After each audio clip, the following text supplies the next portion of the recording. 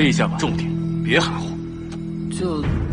来了，我们东家让我去找的是一气化三清上清居于天真的。那是何物？从未听说过。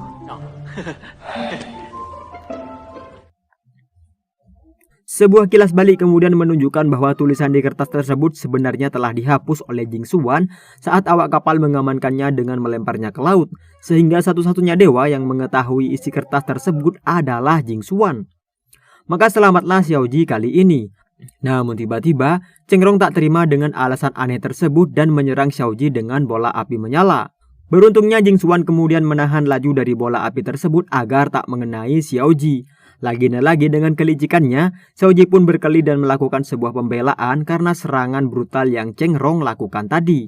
Su Yan kemudian berdiri untuk menasihati Xiao Ji akan perkataannya tersebut. Dan karena Xiao Ji cukup kooperatif, maka setelah ia sembuh, ia akan dibebaskan dari semua hukuman. Namun barang-barang milik Xiao Ji tak akan dikembalikan padanya dan akan dikembalikan saat Xiao Ji akan meninggalkan Pulau Xiliang.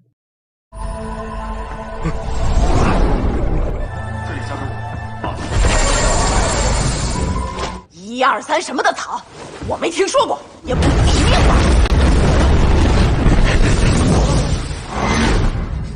不能因为你们是神仙就可以随意栽赃陷害吧？就不怕遭天东西也查了？不是说查不出问题就放人吗？年轻人，遭天谴这句可不要乱说。萧公子伤势好转，驾船离开，我们便不再追究。刚好离岛之际，自会归还。 Nenek Sulingsi kemudian berdiri untuk mengutarakan rasa terima kasihnya pada Jing Xuan karena Jing Xuan telah menyelamatkan nyawa anak semata wayangnya, yaitu Su Yin.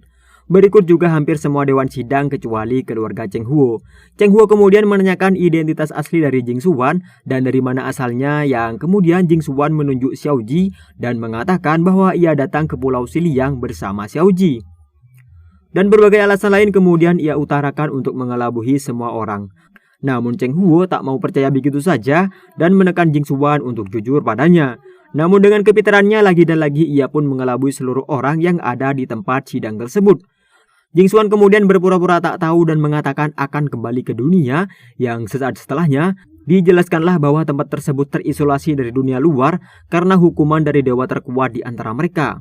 Dan jalan satu-satunya untuk keluar dari pulau tersebut adalah menunggu tibanya hari penebusan dosa yang akan tiba dalam waktu 1 tahun ke depan. Keluarga Su Jin pun kemudian menyuruh Jing Xuan untuk tinggal bersama keluarga Su, yang sontak membuat Asuan cemburu dan takut Jing Xuan akan merebut Nona Sulingsi dari tangannya. 请受老身一拜。阁下是谁？我是跟着他的船来到这儿的。哼。 这思量岛可不怎么好，那为何这凡人都登岛数日了？他就这脾气，说吧。第6道修行历练，在凡间海上是何故啊？老却当犯人一样审，未免有些过分。我告辞。上仙留步，乃天界贬谪流放之地，周围结界重重。不用等500年。 最近的一次天数，这段时间就住在岛上歇息吧。对呀对呀，岛上生活悠哉快乐。文与我薛家为上仙准备好住处是理所应啊。我看不妥。对对，来我家吧。先来我们家，我家太小，我们家管不了。不是我，马上就答应住到徐家去。我就不跟他们唱了。 Dan karena Jing Xuan muak dengan ajakan seluruh penduduk pulau, Jing Xuan pun kemudian membentak mereka semua dan kemudian ia menanyakan sebuah tempat yang ciri-cirinya sama persis dengan rumahnya sendiri atau yang bernama Paviliun Heng Shui. Hingga Lin Long mengatakan bahwa yang dimaksud Jing Xuan adalah Paviliun Heng Shui atau tempat tinggal tuli yang juga merupakan tempat tinggal Jing Xuan yang sedang menyamar menjadi kakek Heng.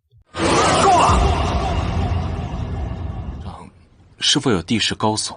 人迹罕至，不就是衡水居吗？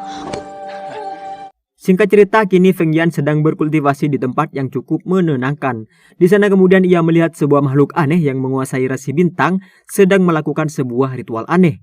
Dan kemudian ia pun meyakini bahwa terbunuhnya ayah dan ibu Jing Xuan adalah karena dijebak oleh seseorang. Sementara Jingxuan kini sedang menuju paviliun Heng Shui bersama Tuli. Dalam perjalanan Tuli terlihat amat curiga pada Jingxuan yang secara tiba-tiba memilih paviliun tempat tinggalnya. Yang padahal paviliun itu adalah memang tempat tinggal Jingxuan itu sendiri. Mengingat catatan milik Xiaoji yang sudah ia hapus, Jingxuan pun meyakini bahwa Xiaoji mempunyai niat jahat pada Tuli. Dan Tuli kini masih saja curiga pada Jingxuan hingga kemudian ia mengira bahwa Jingxuan akan mencelakai dirinya dengan kekuatan besar yang Jingxuan punya. Hingga tiba-tiba makhluk yang dilihat Feng Yan tiba-tiba ada di sana dan Jingxuan berlanjut mengejarnya untuk mengetahui sebenarnya makhluk apakah itu.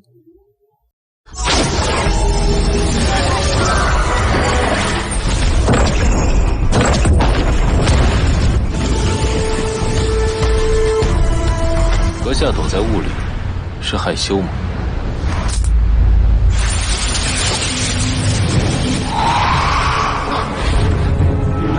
岛上还有这种怪物？你害怕也得给我开口。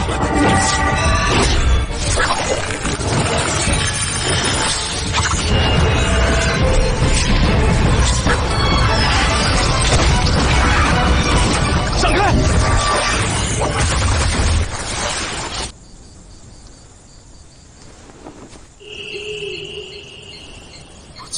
Makhluk tersebut berhasil lolos dari Jingxuan dan ia tak berniat untuk mengejarnya karena ia mengetahui bahwa makhluk tersebut pasti akan mendatangi Jingxuan kembali.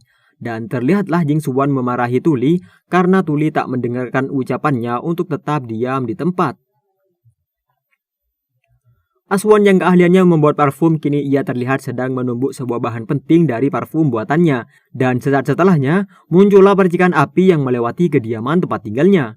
Kakak Asuan kemudian memasuki ruangan Asuan untuk meminta wadah parfum buatan Asuan.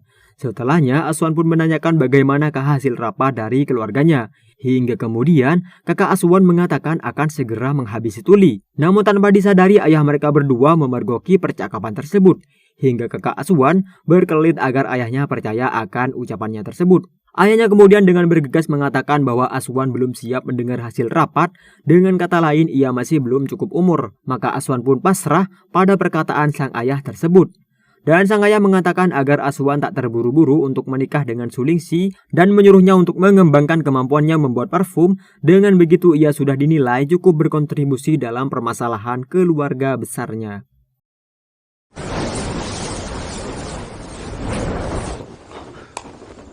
你做的香囊呢？再给我俩。要说也怪，你做这小玩意儿，还不就是准备办了今天那小子？办什么？这次家里的事，我也想出份力。专心研究好你的香术，也算是出问事。你暂且别急，为父会帮你的。 Sesaat kemudian terlihatlah percikan api yang terbang melintasi rumah Asuan tadi dan mengarah pada Cheng Huo. Dan ternyata makhluk aneh yang dilihat Feng Yan dan dikejar oleh Jingxuan tadi adalah rasi bintang milik Cheng Huo. Lantas apakah yang menjebak ayah dan ibu Jingxuan hingga terbunuh adalah Cheng Huo? Saya juga masih bertanya-tanya nih guys tentang kebenarannya.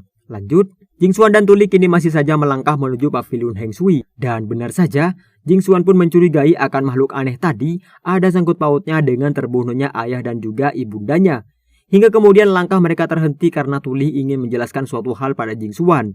Dan inti dari semua hal yang ingin ia sampaikan adalah dengan maksud agar Xiaoji tak berbuat aneh-aneh di rumahnya agar kakek Heng tak marah-marah pada mereka berdua. Yang padahal Jingxuan tersebut adalah kakek Heng itu sendiri.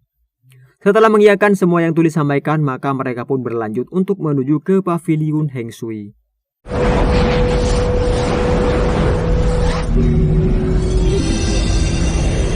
我有预感，他还会来找我。救了我，但我不能把麻烦带给爷爷。卧室的门没开，就不能打扰他。屋内陈设不可以，我这是为你好，你不遵守肯定会被。好，听你的。 Sementara di dalam kediaman keluarga nenek dari Sulingxi, terlihat mereka sedang membicarakan tentang Jingxuan yang membuat nenek Sulingxi cukup terkagum-kagum. Dan di sisi lain, Nona Sulingxi yang sedang memijat sang nenek, ia kemudian mengingat tentang tingkah konyol dari Xiaoji yang membuat ia tersenyum manis mengingatnya. Dan nampaknya Nona Sulingsi menyukai tingkah lucu dari Xiaoyi tersebut. Hingga kemudian orang-orang di ruangan itu menyadari bahwa Sulingsi sedang tersenyum mengingat akan seseorang yang berkesan baginya. Dan sang nenek kemudian berkata hanya orang terbaiklah yang bisa untuk memiliki Nona Sulingsi. Hingga kemudian muncullah ide agar pernikahannya dengan Aswan menjadi berantakan dengan memanfaatkan Xiaoji. Karena pada dasarnya ia tak menyukai Aswan sama sekali. 法力庇护，今后制衡成家就容易多了。凡人也都像他那般有趣吗？弄得下嫁私奔的故事多了去了。哟，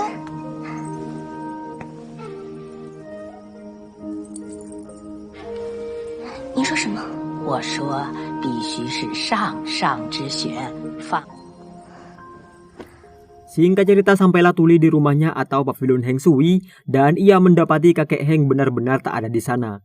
Disusul dengan Jing Xuan yang kemudian juga tiba di sana dan tanpa basa-basi, Jing Xuan pun langsung memasuki pavilion tersebut dan akan beristirahat di sana.